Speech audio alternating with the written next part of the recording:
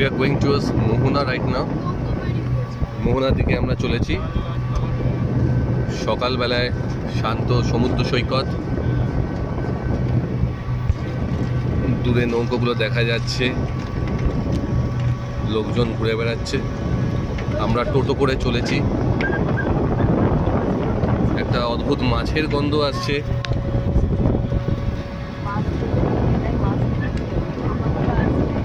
অসম্ভব একটা fresh air রয়েছে ব্রিথ করার জন্য, কিন্তু এবার একটা অদ্ভুত মাছের গন্ধ আসছে।